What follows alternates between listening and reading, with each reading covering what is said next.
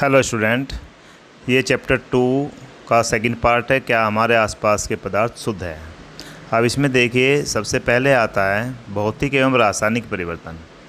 अब हम बात करते हैं कि भौतिक परिवर्तन क्या होते हैं और रासायनिक परिवर्तन क्या होते हैं। पदार्थों का अवस्था में परिवर्तन हो जाना एक भौतिक परिवर्तन है। भौतिक परिवर्तन में पदार्थों के संगठन में कोई परिवर्तन नहीं होता, वैसे के तैसे ही रहते हैं। साथ ही पदार्थों की रासायनिक प्रकृति में कोई परिवर्तन नहीं होता। आगे आता है भौतिक और रासायनिक परिवर्तन। अब आता है रासायनिक परिवर्तन। जलना एक रासायनिक परिवर्तन है। ये उदाहरण हो गया इसका रासायनिक परिवर्तन का। रासायनिक परिवर्तन में पदार्थों के संगठन में परिवर्तन भौतिक में नहीं होता तथा हम नया पदार्थ प्राप्त करते हैं। भौतिक में नया पदार्थ नहीं बनता। इसमें पदार्थों की रासायनिक प्रकृति में परिवर्तन होता है। अब देखिए, आप यहाँ पर रासायनिक प्रकृति में परिवर्तन हो गया, वहाँ पर भौतिक परिवर्तन में ऐसा नहीं हुआ था। आगे चलते हैं। जल, अब देखते हैं इनमें कौन सा भौतिक परिवर्तन है, कौन सा रासायनिक परिवर्तन है। जल का वाष्प बना, वाष्प से फिर हम पुनः जल बना सकते हैं, तो यह एक भौतिक परिवर्तन है। जल कर लकड़ी का राख बन जाना, यह रासायनिक परिवर्तन है, क्योंकि राख से हम लकड़ी नहीं बना सकते। लोहे पर जंग लग जाना, जंग से हम फिर लोहा नहीं बना सकते, यह भी रासायनिक परिवर्तन है। पानी का जमकर बर्फ़ बन जाना और बर्फ़ से फिर पानी बना सकते हैं, भौतिक परिवर्तन है। अब हमारे चारों ओर पदार्थ में सबसे शुरू में बताया था मैंने अशुद्ध पदार्थ और शुद्ध पदार्थ। शुद्ध पदार्थ में तत्व हैं और यौगिक हैं। अब हम तत्वों के बारे में बात करते हैं। तत्व क्या होते हैं। तत्व, अभी तक ज्ञात तत्वों की संख्या लगभग 110 से अधिक है। इनमें से 92 तत्व प्राकृतिक है, जो प्रकृति ने हमें दिए, जबकि शेष तत्व जो है वो मानव निर्मित है, यानी कि मानव द्वारा हमने तैयार किए गए। तो इससे आपको समझ में आ गया होगा। आपको पूछ ले जाए कितने तत्व हैं अभी तक ज्ञात, तो लगभग 110 से भी अधिक हैं। अब आगे आता है तत्व किसे कहते हैं। तत्व पदार्थ का मूल रूप है, जिसे रासायनिक प्रतिक्रिया द्वारा अन्य सरल पदार्थों में विभाजित नहीं किया जा सकता। यानी कि तत्व को हम आगे और सरल पदार्थों में विभाजित नहीं कर सकते हैं। तत्व के उदाहरण की बात करें तो तत्व का उदाहरण जैसे हाइड्रोजन है, हीलियम है, लिथियम है, सोडियम है और बहुत सारे आयरन है, गोल्ड है और बहुत सारे हो सकते हैं। मैंने बताया 110 से अधिक होते हैं। अब तत्व के प्रकार की बात करें, तत्व 3 प्रकार के होते हैं: धातु, अधातु और उपधातु। धातु को हम मेटल के नाम से जानते हैं, मेटल्स। अधातु को नॉन मेटल्स के नाम से जाना जाता है और उपधातु को मेटेलॉइड्स। अब हमें देखना है कि धातु क्या होता है, अधातु क्या होता है, उपधातु क्या होता है। अब हम सबसे पहले धातु के विषय में बात करेंगे। आप देखिए धातु क्या होता है। धातु चमकीली होती हैं, धातु पर एक चमक होती है। नंबर 2, ये ताप तथा विद्युत के सुचालक होते हैं। इनमें से ऊष्मा और विद्युत बहकर आगे तक जा सकती है। धातुएं तन्य होती है, यानी कि डक्टाइल। इनसे हम तार खींच सकते हैं, लंबे लंबे तार बनाए जा सकते हैं। धातुओं से पतले, यानी कि उसे हमने बारीक तार, उससे जैसे सोने का बहुत लंबे लंबे तार बनाए जा सकते हैं धातु। अब धातुएं नंबर 4, धातुएं घात वर्ध्य हैं।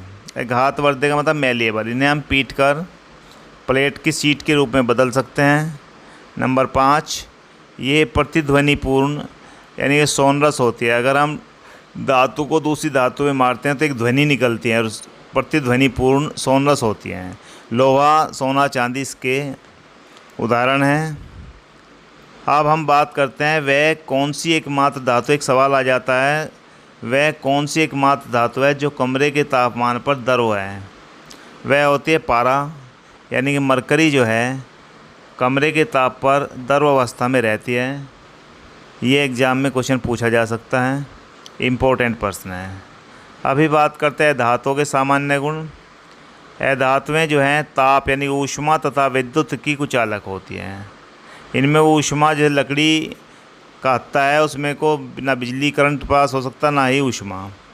ये चमकीली, प्रतिध्वनिपूर्ण, आघातवर्धक नहीं होती। ना इनमें चमक होती, डल होती हैं, ना प्रतिध्वनि होती, सोनरस होती, ना आघातवर्धनीय होती। इनके उदाहरण हैं जैसे हाइड्रोजन है, कार्बन है, ऑक्सीजन है और बहुत सारे उदाहरण हैं। तो ये अधातुओं के सामान्य गुण थे। अब बात करें हम उपधातु क्या होती है। कुछ तत्व धातु और अधातु के बीच के गुणों को दर्शाते हैं। धातु के भी दर्शाते हैं, कुछ कुछ अधातु के दर्शाते हैं। उन्हें हम क्या कहते हैं? उपधातु। जैसे उदाहरण ज़रूर याद कीजिएगा, जैसे बोरान, सिलिकॉन, जर्मेनियम इत्यादि।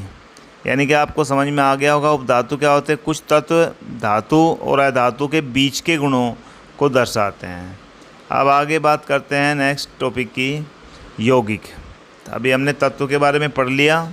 यौगिक, एक यौगिक वह पदार्थ है जो दो या दो से अधिक तत्वों के नियत अनुपात से रासायनिक तौर पर संयोजन से बना होता है।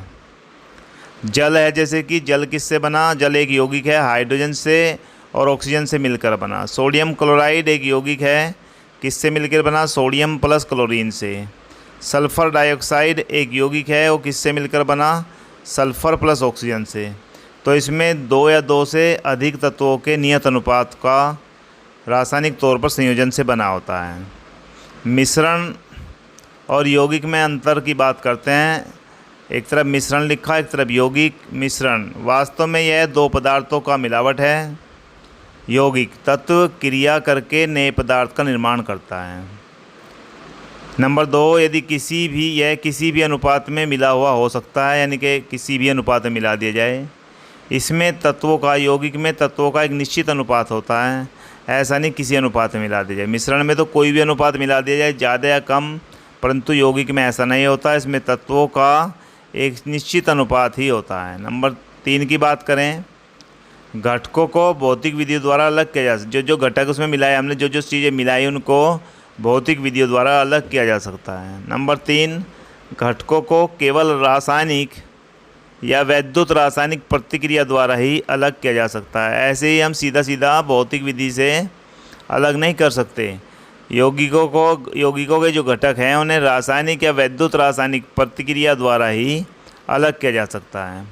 अब बात करते हैं मोमबत्ती का जलना एक रासायनिक परिवर्तन है या भौतिक परिवर्तन है।